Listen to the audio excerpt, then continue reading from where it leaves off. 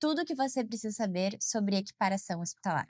Eu decidi fazer esse vídeo porque nas últimas conversas que eu tive com alguns médicos, eles estão muito receosos sobre equiparação hospitalar. Não sabem o que é. Às vezes um colega fala que aplicou ou até que aplicou e não deu certo.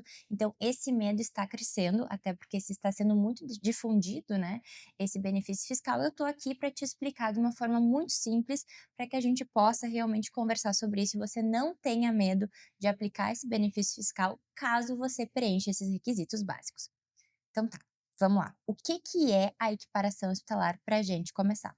É um benefício fiscal concedido por lei, então não é inventado. Realmente, na legislação do imposto de renda, existe uma aplicação de como se calcula esses impostos, né, do imposto de renda e da contribuição social.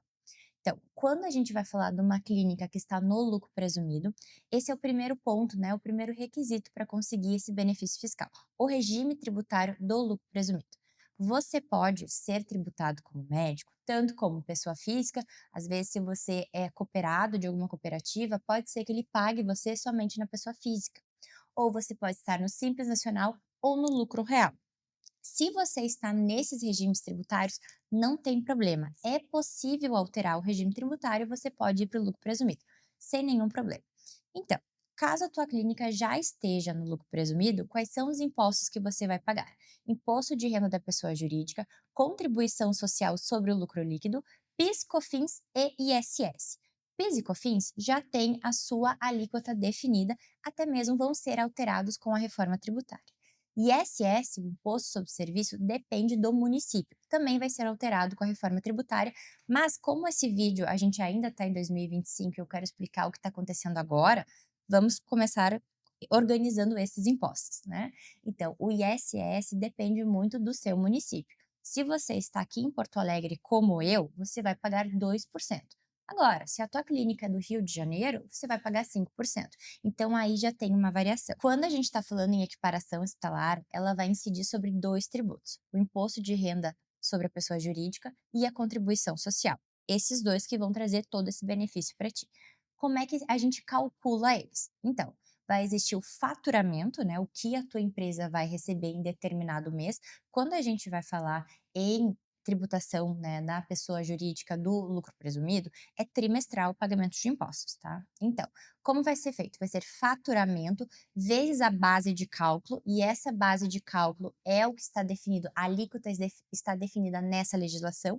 Para serviços em gerais é 32% e vezes a alíquota do imposto. No caso do imposto de renda da pessoa jurídica é 15%. Na contribuição social vai ser faturamento vezes a base de cálculo, que é 32% para os serviços em gerais, vezes 9%, que é a alíquota da contribuição social. Agora, se a tua clínica aplicar equiparação hospitalar, o que vai alterar é essa base de cálculo. Vai se passar de 32% para 8% no imposto de renda e de 32% para 12% na contribuição social. E é isso que vai trazer o efetivo benefício e essa redução dos impostos. Ok, entendemos como funciona esse benefício fiscal.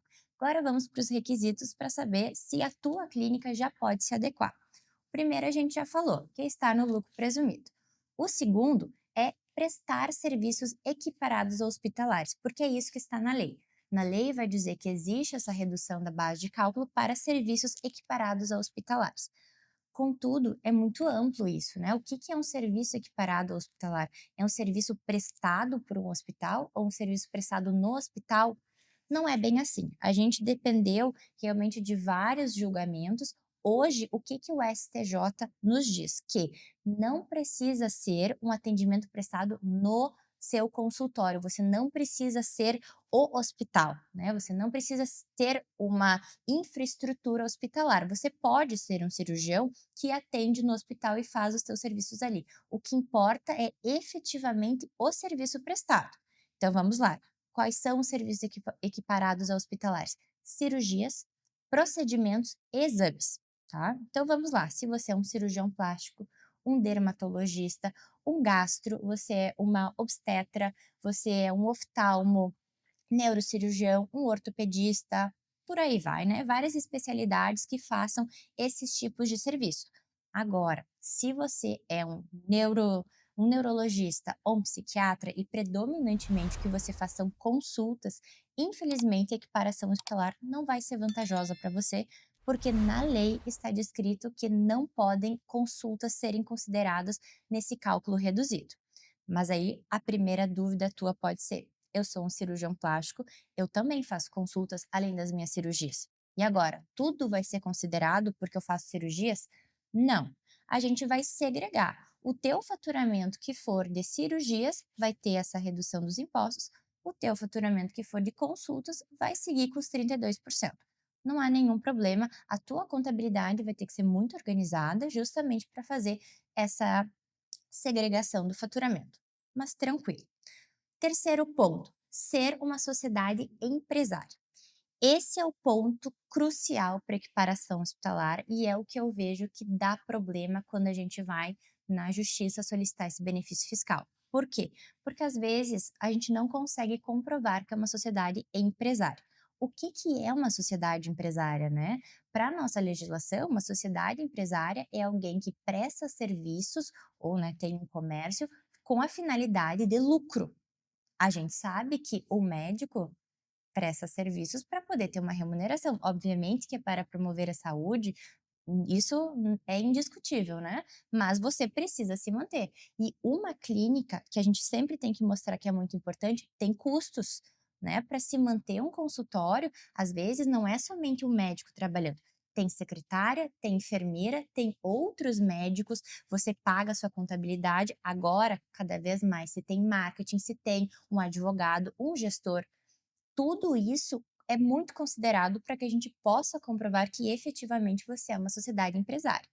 Um ponto bem importante, que é uma dica que eu dou para quem está começando a verificar para ser equiparação hospitalar, geralmente, se é uma clínica de um único sócio, não vai conseguir, porque essa finalidade empresarial é difícil de comprovar. Então, no mínimo, você poderia ter 2 sócios, 3 sócios, enfim, isso também é ajustável, mas a minha dica do que eu já percebi em vários processos que eu entrei, uma clínica de um único médico é muito difícil comprovar que você é uma sociedade empresária.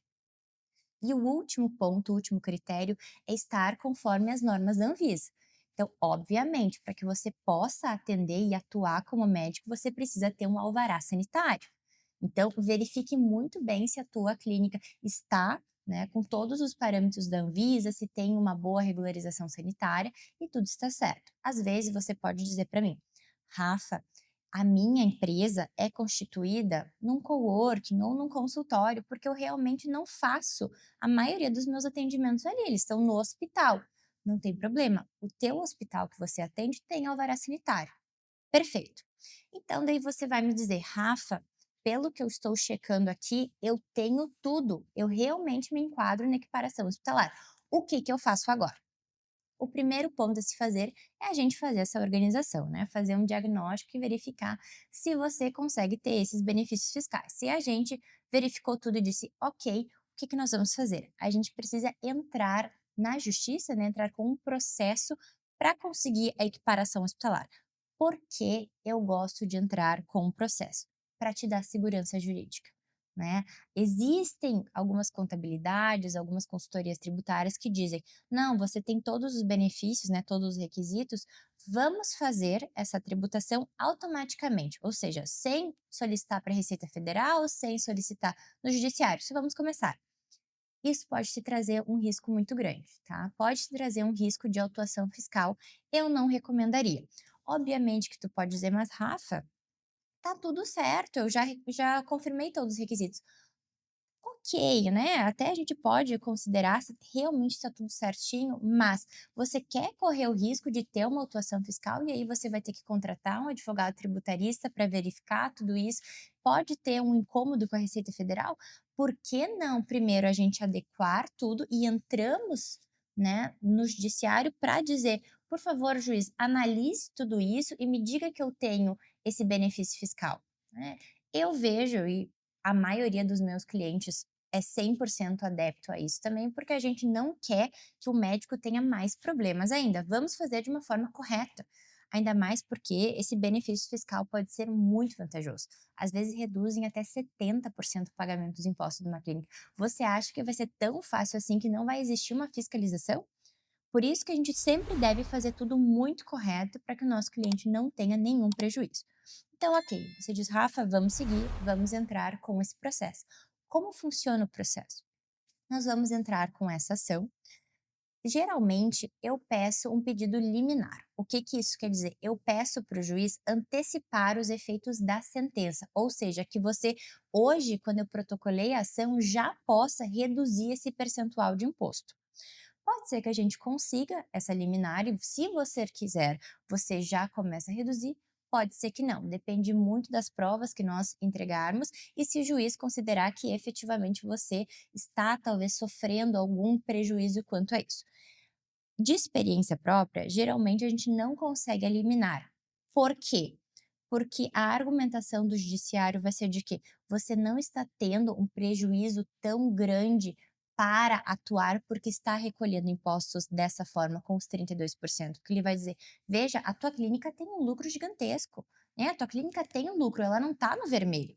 Então não vou te dar, vamos aguardar a sentença". Isso de não ter concedida a liminar não quer dizer que você vai perder o processo, longe disso, mas às vezes não custa tentar, né. Então, a união, né, que é contra quem a gente vai entrar com a ação, vai entrar com uma contestação, então a gente vai ter uma sentença. Dessa sentença, pode ser que exista algum recurso, né, e depois será, ela vai ser julgada pela turma recursal e aí terá um acórdão e tudo certo. Quando a gente consegue esse deferimento, aí sim, né, quando tem o trânsito em julgado da sentença, que efetivamente eu oriento meus clientes a começarem a tributar. No momento que você tem concedida, né, pelo judiciário esse benefício fiscal, você não vai ter que entrar novamente a cada ano para solicitar novamente. Não, você vai ter o seu direito adquirido, né, para conseguir. Obviamente que se daqui a pouco a tua clínica alterou a forma de atendimento, alterou os serviços, alterou, né, até o regime tributário, você começou a faturar muito mais, quer ir para o lucro real, ok, a gente faz um novo planejamento tributário, tudo certo. Mas sobre a equiparação hospitalar, uma vez que você consegue, não tem problema. Outro ponto muito importante que acontece na equiparação hospitalar também, que é a restituição dos créditos. Ou seja, tem clínicas que só não sabiam que poderiam ter equiparação hospitalar. Na verdade, eles já praticamente tributavam como se fosse todos os 4 requisitos, mas nunca tinham utilizado. O que, que a gente pode fazer? A gente pode solicitar para o juiz a devolução desses valores pagos a maior dos últimos 5 anos, ou seja, dos últimos 60 meses e com o acréscimo de juros e correção monetária. Então, além de você, para frente, conseguir reduzir o pagamento de impostos, você pode também ter valores devolvidos para você. Daí você vai me dizer, Rafa, eu quero. Eu acho que a minha clínica já que se adequa a tudo isso, meu Deus, perfeito. E agora, como é que eu vou ganhar esse dinheiro? Existem duas formas, ou por compensação ou por precatórios. O que eu indico para os meus clientes? Compensação, né? Porque você vai ter um crédito com o governo e aos poucos, cada mês, cada trimestre que você for ter que pagar impostos, vai tirando do seu crédito. Então, teoricamente, você não vai gastar, vai ficar no teu caixa aquele pagamento que seria para os impostos. Se a gente for considerar precatórios, estão demorando muito para chegar, né? Então, não vejo que seria o ideal, mas, obviamente, se você for meu cliente e decidir dessa forma, não tem nenhum problema. Então, acredito que se você checou todos esses requisitos e quer saber mais, ou você ainda não está sabendo, está com um pouco de dúvidas, entre em contato comigo, que a gente pode fazer um diagnóstico contigo e mostrar se a tua empresa efetivamente pode ter equiparação hospitalar. Se você ficou com dúvidas também, você pode me seguir nas redes sociais, lá tem vários conteúdos sobre equiparação hospitalar e sobre tributário para os médicos, ou você pode deixar um comentário aqui que a gente vai conversando. Até o próximo vídeo.